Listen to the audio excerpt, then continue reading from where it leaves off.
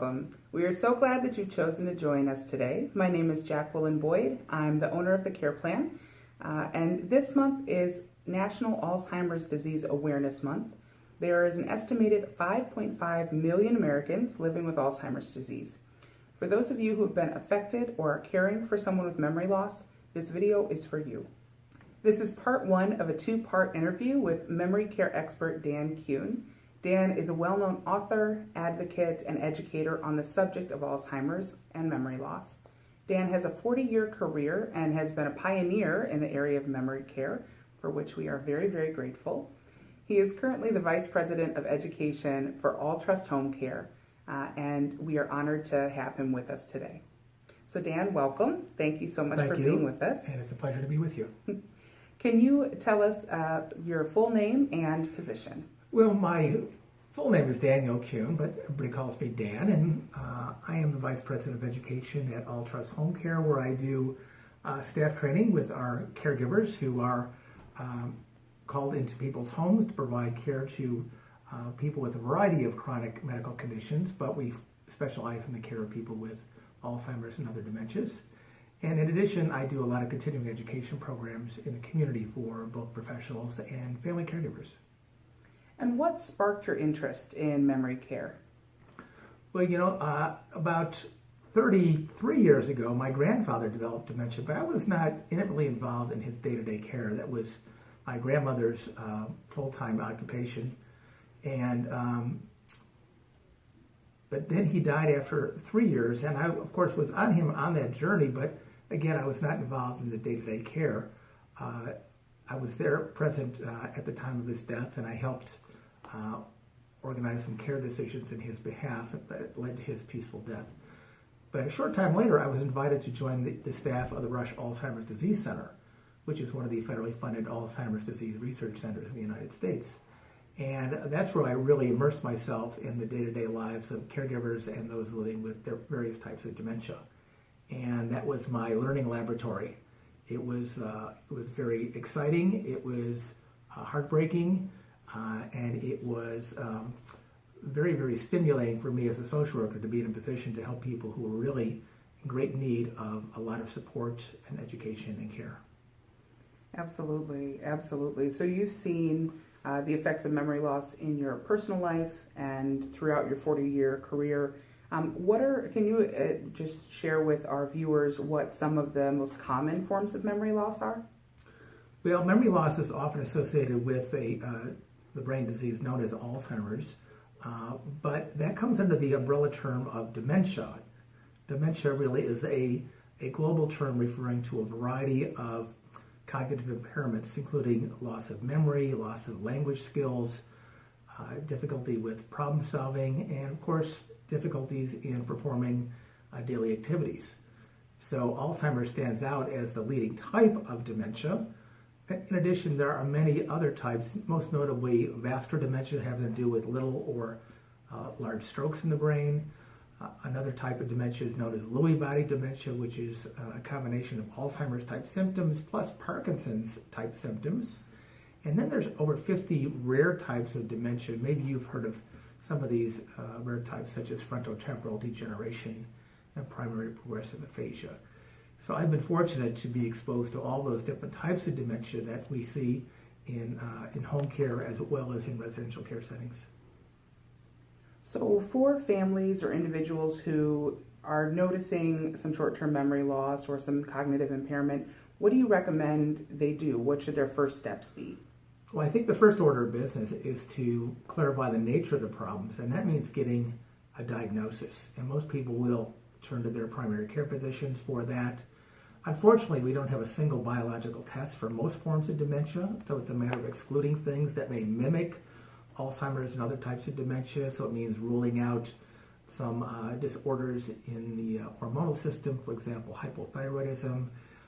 It might mean ruling out tumors through a CT or MRI scan. And then when you rule those things out, you come up with what's called a probable or clinical diagnosis. However, many physicians are uncomfortable putting this label on someone because it is irreversible. And unfortunately, we have very few treatments that are effective in slowing down progression or improving symptoms. So it's a loaded term, and it's become the most feared disease in the United States today. So I recommend that if physicians are not comfortable giving a diagnosis, that they seek out a second opinion from a brain specialist, and those are neurologists. Thank you. That's really great advice. I think on the personal side, a lot of the families that we work with, once they get that diagnosis, whether it is Alzheimer's or Lewy body or some other form, they feel like they're at the edge of an abyss or they have no idea what's coming next. Can you talk a little bit about what family members or caregivers should expect if they are newly diagnosed? Yeah. Well, let me point out, it's estimated half the people are not diagnosed for a variety of reasons, including the lack of a biological marker. But I think once the families do have some kind of diagnosis, disease education is sorely lacking. Most physicians do not have the time nor the expertise to really direct people to the proper resources of help. And so a lot of people will turn to the internet, which is of course loaded with all kinds of good information as well as misinformation.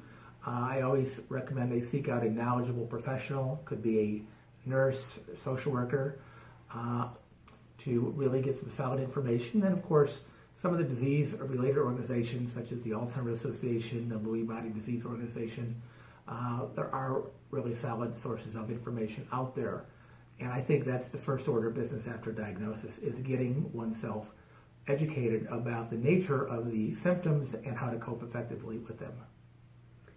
Great, and you actually have written a number of publications and some books geared directly to family caregivers. I believe that you might have those with you today. Can we hear a little bit more about them? Yeah, well, one book that I wrote in 1999, it's now in its third edition, called Alzheimer's Early Stages, First Steps for Family, Friends, and Caregivers. And I wrote this because I believe that the early stage of Alzheimer's or another dementia is the most challenging for families, because emotionally they're trying to come to terms with this. They're trying to adjust their lives to the need for care, and there's just a lot of confusion among family members. There's denial on the part of some families, others are coming to terms with it. So to get people off on the right page, so to speak, I wrote this book. It's a guide for families who are just headed down this path. Whether they're diagnosed or not, I offered some guidance about services as well as strategies to not only care for their loved one, but to care for themselves, which is a big part of the equation in caring for somebody with dementia. And I appreciate you sharing that information and that this resource exists. I'm wondering if you might give us a little bit of a sneak peek and share a few of your strategies.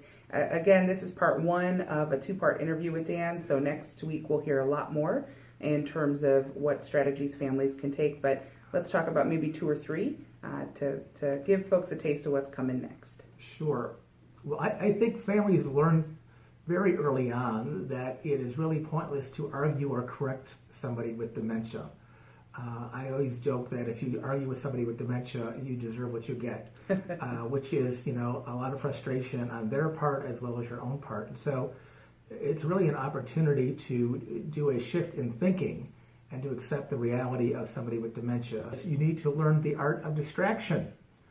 And so distraction becomes a key way of enabling somebody with dementia to get off an unpleasant topic, to enable care to be provided, and to enjoy a good quality of life, because in the end, that's what it's all about. So I would say no correcting, no arguing, and learning how to distract. And that comes through accepting their reality and going with the flow. Absolutely, absolutely.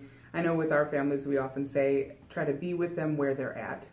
So I think that we're on the right path. Right. In school social work, I think lesson 101 was meet the client where they're at. And that certainly is a truism when it comes to living with dementia. You have to just be with them and be attentive to them and listen, and to speak very carefully, choose your words wisely, because the language skills do become impaired. And so being long-winded and trying to explain things in detail is going to be lost on them. So you really want to learn how to speak the language of dementia. Wonderful. Well, thank you so much for joining us, Dan. We really, really appreciate it. Where can people find your books if they are interested in getting more information? Well, of course, better bookstores everywhere, as they say, as well as online. BarnesandNoble.com, Amazon.com have a few of my books available. Also, alltrusthomecare.com. That's where we also have a number of resources available. Wonderful. Thank you so much for joining us. We will look forward to seeing you all again next week, and when we will be diving into communication strategies for families and caregivers working with someone who has memory loss. Thank you, and take good care.